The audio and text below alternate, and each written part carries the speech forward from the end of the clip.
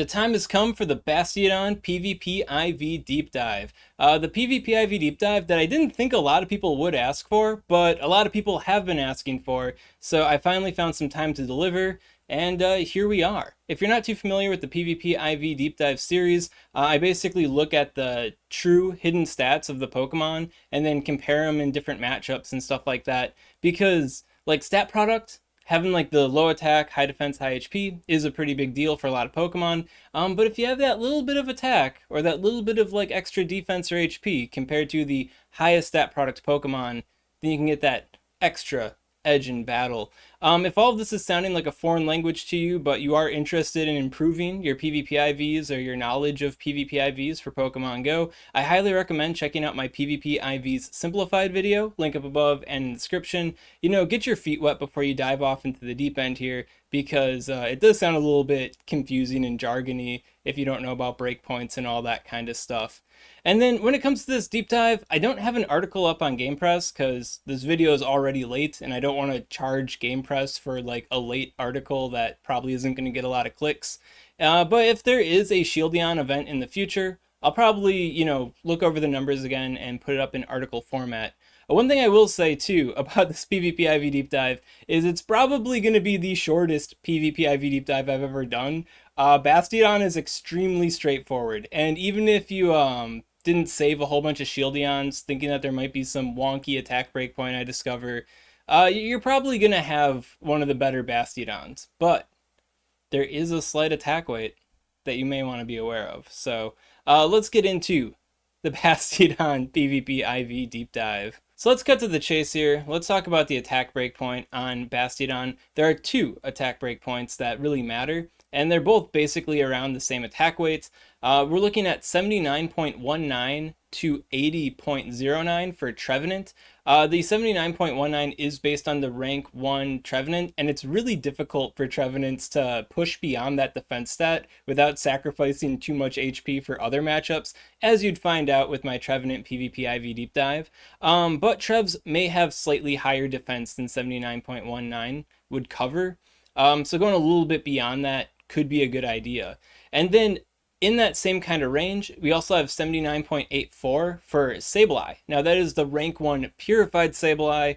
Not a lot of Sableyes are going to have that level of defense, so it's very likely that they're going to be like a bit lower than that. Even if the Sableye is even of like slightly less quality, even the rank 1 XL Bastiodon will be able to get the breakpoint on Sableye. So I'd say if you prepare for the Trevenant range of attack, then you're probably going to get the vast majority of Sableye in the process, because it's very difficult to get, you know, precise IVs on a purified Pokemon like that. But yeah, and then for a frame of reference, the rank 1 XL Bastiodon has a 78.98 attack weight. Now when it comes to the rank 2 Bastiodon, non-best buddy, because I think it's like the rank 5 or something if you consider best buddies, has a 79.35 attack weight. And the vast majority of Bastiodon that are even in like the top 10 of stat product Bastiodon are gonna have like at or higher than 79.35 attack. So the vast majority of Bastiodon probably will be effortlessly getting these breakpoints for attack anyways. So to that end, it's probably best to focus on bulk. Now when it comes to the bulk side of things for Bastiodon, I didn't really notice like too many important attack breakpoints that were catching the lower defense of the high-end Bastiodons. I think I sunk as low as like 246-ish defense, and it didn't make a huge big deal against most meta matchups. And then when it comes to the HP can matter for the mirror. If you end up getting stuck in the straight Bastiodon mirror somehow. 141 HP is for the 0-0. The 1-1 shield scenario, so you both spend 1 shield, is CMP based, charge move priority, so whoever has the higher attack weight there is going to pull ahead. And then 142 is for the 2-2 shield, you both spend 2 shields, but I don't think that's really worth worrying about, because like, is it really gonna get to that point? You know what I mean? Like, and then of course there's like fast move denials and sneaks and stuff. Like, I don't think the Bastiodon 2-2 is gonna play out that way. So yeah. And then when it comes to Flash Cannon Bastiodon for the mirror, that is a little bit of an X factor. I don't think breakpoints are really going to like help you or hurt you in that situation specifically. It all depends on who has Flash Cannon. If you both got Flash Cannon, it depends on when Flash Cannon is landed and shielded and stuff like that. So it's kind of a hot mess, and I really wouldn't worry about the bulk too much beyond that.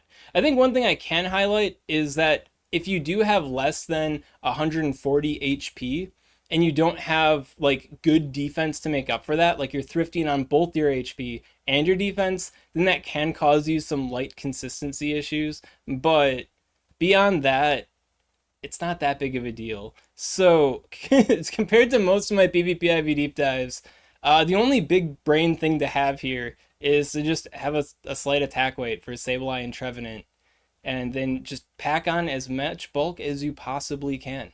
And that's the secret to Bastiodon in today's meta. So here is a list of the, I guess 61 IVs that I'd consider to be good for Bastiodon. It's just basically the top 61 of stat product, and then I also had an arbitrary defense cutoff of 246.41. I feel like you really don't want to thrift too hard on the defense, or you will start running into consistency issues with Bastiodon. I'll talk about that more in a little bit here. But yeah, I'll have this list linked in the description so you can check it out yourself. The list is also customizable down here, so if you feel like I'm being too harsh on the defense, then you can play with the defense down here. And if you don't like the best buddies, then you can also filter out the best buddies too, so you don't have to worry about those.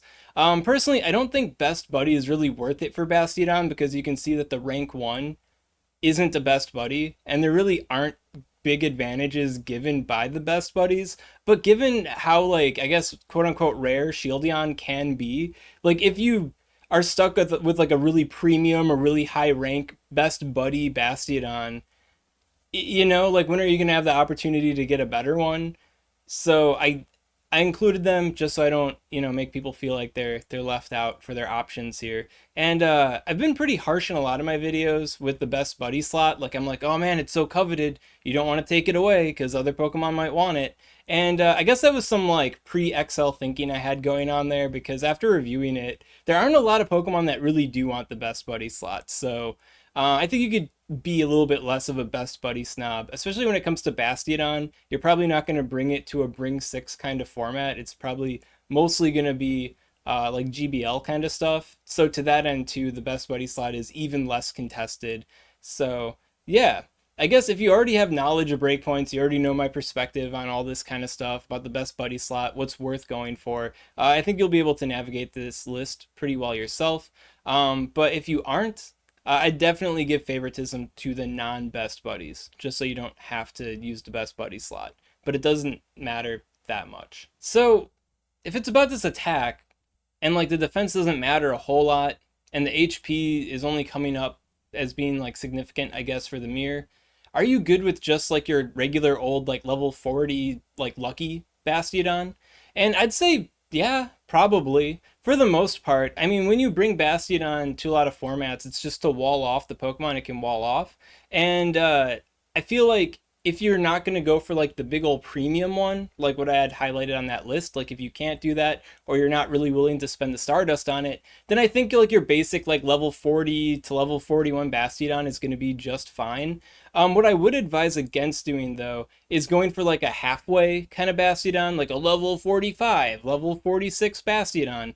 I think that that's like a waste of your like your resources, your Stardust, your XL candy, because like the midway point isn't going to be that different from the lucky, but the lucky versus the premium has like a lot more plays compared to the lucky. It's just that how you use Bastiodon in a lot of formats, like it's not a very versatile Pokemon, right? So it just does its job and then it dies to whatever counters it next, right? But if you do have that super high-end, big premium, super tanky Bastiodon, then there's a lot more like neutral matchups that you can just kind of chunk down. You know, a lot of shield disadvantage scenarios that will open up for that Bastiodon that you could flip to try to maintain, you know, swap advantage on your opponent. So like while I am kind of downplaying the big XL Bastiodon here by saying it doesn't matter that much, like in the grand scheme of things, it's still something that's like a goal that you want to keep your eye out for, that you want to work towards, right? But if you don't have the super high premium, but you do want to use Bastiodon, I'm just trying to affirm here that like your level 40 Bastiodon is a-okay. It won't be as good, it won't be able to get all the crazy, you know, high-end wins that the super big one would get, but it's okay. I guess like for like a frame of reference, when it comes to other XL Pokemon I've covered, such as, you know, Sableye, Medicham, Azumarill, Diggersby, like I would never recommend going for the non-XL. Like in those situations, it's you're either going for the XL or you're just kind of keeping it in your box, you know, because so many matchups open up for them. They're so versatile. They can cover so many different bases with that super high-end level of bulk, and they're just so like, you know, ubiquitous in that way. But when it comes to Bastiodon, it's got that hard wall job, and it's gonna do that hard wall job. And when it comes to the matchups that it loses hard, nothing is gonna stop it from losing hard. So it's like, it's not as big of a priority as an XL project as other Pokemon are. And then for a final treat, like a little cheeky Bastiodon that you could build if you happen to have one of these IV spreads. Big disclaimer, I'm not recommending this to be like the best Bastiodon IVs or anything like that. But I found that this kind of stat range is the quote-unquote mirror mulcher. Probably a bigger deal than Flash Cannon is for the Bastiodon mirror if you find yourself in a Bastiodon heavy cup format. These IVs do pretty good against the majority of Bastiodon. So here we have a 233.5 defense stat, and that's to help defend you against the majority of high rank Bastiodon attack weights, so they don't get the breakpoint on you. And then you have this attack weight of 86.47, which should get the breakpoint on even the rank 1 Bastiodon. And then you also need about 127 HP to make it like truly consistent, right? And yeah, I'd say that this range could spell out some victory in the Bastiodon mirror. It's also fortified against a lot of the like level 40 and 41 Bastiodons as well. So if you happen to have these IVs, maybe you haven't built a level 40 Bastiodon yet, I think that these like level 41 ones here, like the low-hanging fruit, right, not the high investment ones, I think these are kind of worth building just for that like niche kind of meme advantage, because at the end of the day, Bastiodon is still going to have that Bastiodon advantage against the Pokemon at hard walls. And if it's a format where Bastiodon happens to be really common, then who knows, this cheeky version could pull ahead. But if you already have like a lucky Bastiodon or something like that built, then I feel like this is kind of a waste of resources, unless you have resources to waste, right?